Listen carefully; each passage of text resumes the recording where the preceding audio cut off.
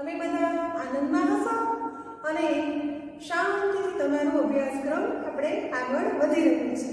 તમે પોતાનો અભ્યાસ સરસ રીતે કરતા હશો અને સ્વસ્થ હશો અને ઘરમાં સુરક્ષિત પણ હશો. આજે આપણે એક નવા ટોપિક ઉપર વાત કરવાની છે. આપણો ટોપિક છે પ્રકાશ, પડછાયો અને પરાવર્તન. વિદ્યાર્થી મિત્રો, આપણે પડછાયાની વાત છે એ આપણી શાળાના મેદાનમાં હું તમને બતાવીશ. આપણી શાળા એટલે શ્રીમતી MS લખાણી કન્યા વિદ્યાલય. એનું મોટું વિશાળ ગ્રાઉન્ડ છે, બરાબર. સૂર્યપ્રકાશની હાજરીમાં આપણે પડછાયો એટલે કે રિફ્લેક્શન મેળવી શકીએ. એટલે એ પ્રવૃત્તિ દ્વારા હું તમને સમજાવીશ. આજે હું તમને પ્રકાશની વાત કરવાની છું. પ્રકાશ એટલે કે લાઇટ, જેને ઇંગ્લિશમાં કહેવાય લાઇટ. હવે આપણા મનમાં પ્રશ્ન થાય કે પ્રકાશ ક્યાંથી આવતો હશે, પ્રકાશ કેવી રીતે ઉત્પન્ન થાય અને પ્રકાશની હાજરીમાં આપણે વસ્તુને જોઈ શકીએ છીએ. તમે કલ્પના કરો, અંધારા ઓરડામાં આપણને કંઈ દેખાય છે ખરું? આપણી આસપાસ ઘણી બધી વસ્તુઓ છે. વૃક્ષો છે, વનસ્પતિ છે, ફૂલ છોડ છે, ઘણું બધું ફર્નિચર છે, ખૂબ વસ્તુઓ છે, બરાબર. પણ આપણને અંધારામાં કાંઈ પણ દેખાતું નથી. ઘણીવાર લાઇટ થઈ જાય, લાઇટ વહી જાય છે ત્યારે તમને બધાને તકલીફ પડે છે, બરાબર ને? આમ તમે ડરી જાઓ છો, જ્યાં હો ત્યાં સ્થિર ઊભા રહી જાઓ છો. અને પછી મમ્મી મીણબત્તી કરે છે અને પછી પ્રકાશ ઉત્પન્ન થાય છે અને ત્યારે તમને આસપાસની વસ્તુઓ દેખાય છે.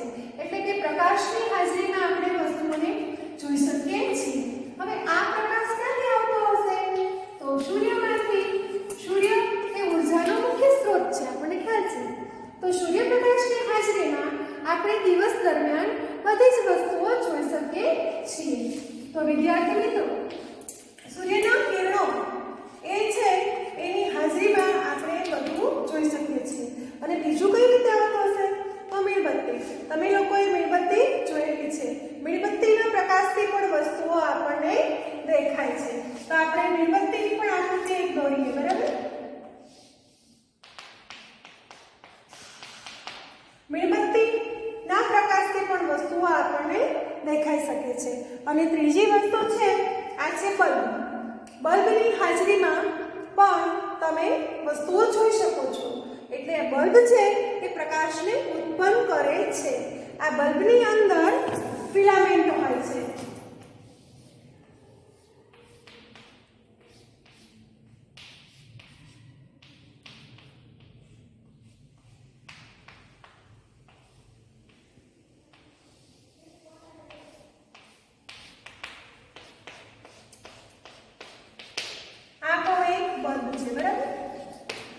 બલ્બ, મીણબત્તી અને સૂર્ય, આ બધી વસ્તુઓ છે એ પ્રકાશિત પદાર્થ છે જે પ્રકાશને ઉત્પન્ન કરે છે અને તેની હાજરીમાં આપણે વસ્તુઓને જોઈ શકીએ છીએ.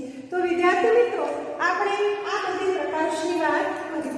હવે આપણા મનમાં પ્રશ્ન થાય કે આપણી આસપાસની જે વસ્તુઓ છે એ બધી કેવી હશે?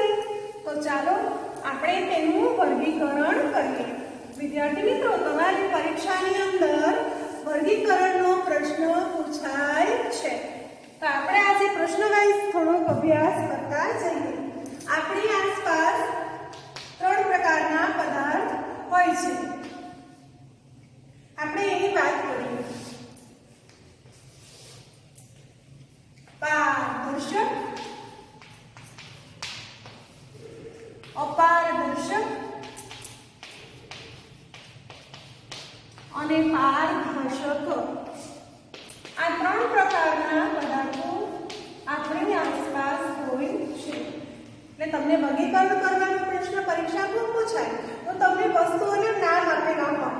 બ્રેકેટની અંદર આવી રીતે જુદી જુદી વસ્તુઓના નામ આપેલા હોય અને પછી તમારે એનું વર્ગીકરણ કરવાનું હોય.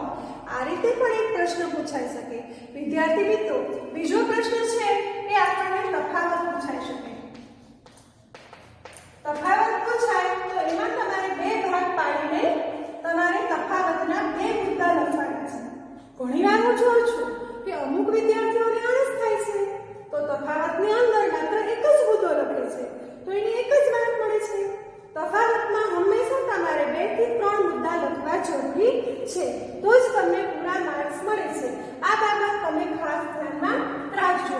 તો આજે તમને આની અંદરથી એક તો વર્ગીકરણ, બીજું તફાવત અને ત્રીજું પ્રશ્ન જવાબ, આ બધાના જવાબ આ 3 પાઠમાંથી તમને મળી જશે. તો ચાલો આપણે સૌપ્રથમ વાત કરીએ પારદર્શક પદાર્થ. તો પારદર્શક પદાર્થ કોને કહેવાય? જે વસ્તુની આરપાર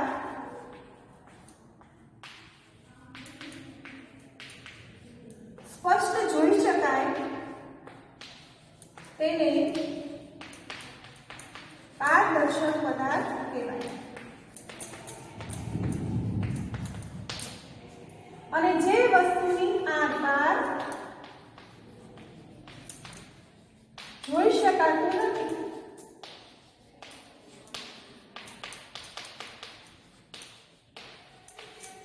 તેને અપારદર્શક પદાર્થ કહેવાય. હવે આપણને વિચાર આવે તો પારદર્શક પદાર્થો કેવા હશે? તો જે વસ્તુની આરપાર આપણે સ્પષ્ટ જોઈ શકતા નથી, બરાબર? જેની આરપાર સ્પષ્ટ દેખાતું નથી.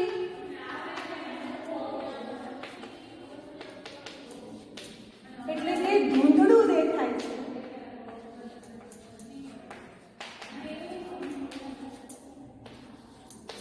તેને પારદર્શક પદાર્થ કહે છે.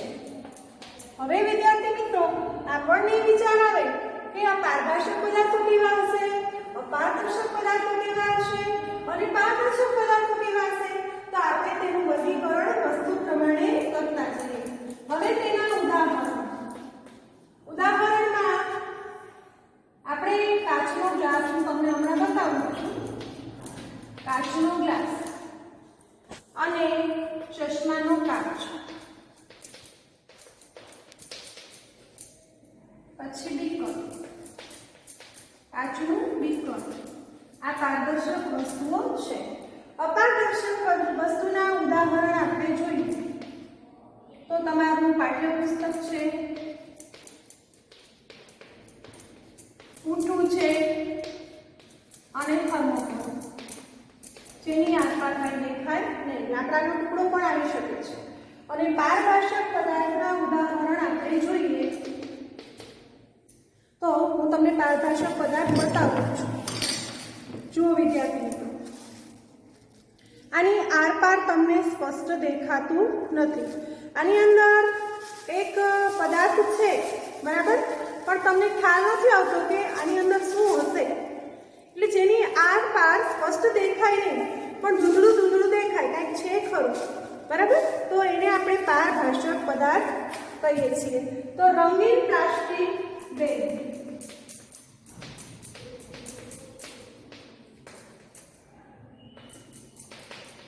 બરાબર, પછી દૂધિયું કાચ પણ આવ્યા. હવે હું તમને બતાવું છું પારદર્શક. આ પાણીની બોટલ છે, જુઓ, આની આરપાર તમને દેખાય છે. તમે મારા હાથના આંગળા સ્પષ્ટ જોઈ શકશો. અને જ્યારે પારભાષક પદાર્થ છે એની અંદર તમને ઝાંખું દેખાશે. તમે બંને તફાવત જોઈ શકો છો કે પારદર્શકની અંદર સ્પષ્ટ દેખાય છે અને પારભાષકની અંદર થોડુંક ઝાંખું ધૂંધળું એવું દેખાય છે. તો આ વસ્તુ છે એ પારભાષક છે અને આ પારદર્શક છે. હવે હું તમને કાચનો ગ્લાસ બતાવું છું. જુઓ, આપણે કાચના ગ્લાસની અંદર જુઓ મેં એક પુષ્પો મૂક્યું છે તો તમને દેખાશે, સરસ મજાનું દેખાય જ છે કે ગ્લાસની અંદર શું વસ્તુ છે એ તમને દેખાશે. પછી આ કાચનું બીકર છે, આ પણ પારદર્શક છે. એની અંદર આપણે એક ડાળી મૂકી નાનકડી તો તમને એ પણ દેખાશે. એ બીકરની અંદર એક પુષ્પની નાની ડાળી છે. તો આ બધી વસ્તુ છે એ પારદર્શક છે. તમારી પાસે બોક્સ છે, એની અંદર પણ પિન છે જે તમને દેખાય છે, રંગીન પિન, રેડ કલર અને પેરોટ ગ્રીન કલર. તો આ તમને સ્પષ્ટ દેખાય છે. પછી ચશ્માના કાચમાંથી પણ તમે જોઈ શકો છો, તો એ પણ પારદર્શક છે. અને આ પેપર પણ પારદર્શક છે, આ બોટલ પણ પારદર્શક છે, તેની અંદરની વસ્તુઓ તમને દેખાય છે. મેં એક વનસ્પતિના બીજ રાખેલા છે. હવે આપણે વાત કરીએ અપારદર્શકની.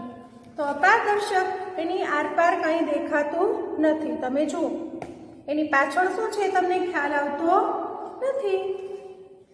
પછી આ લાકડાનો ટુકડો, એની પાછળ પણ તમને ન દેખાય કે શું છે, સન્માઇકાનો ટુકડો છે. આ બધી જ વસ્તુઓ અપારદર્શક છે. જુઓ વિદ્યાર્થી મિત્રો, પૂઠું છે, આ બોક્સ છે, એ પણ અપારદર્શક છે. હવે હું તમને એક અરીસો બતાવું છું. જુઓ વિદ્યાર્થી મિત્રો, હવે આ અરીસાની અંદર તમે જુઓ તો તમારું પ્રતિબિંબ દેખાય છે. આ અરીસાની અંદર તમને પોતાના ચહેરાનું સ્પષ્ટ પ્રતિબિંબ દેખાય છે. કેવી રીતે થતું હશે? તો અરીસામાં પરાવર્તનના કારણે સ્પષ્ટ પ્રતિબિંબ દેખાય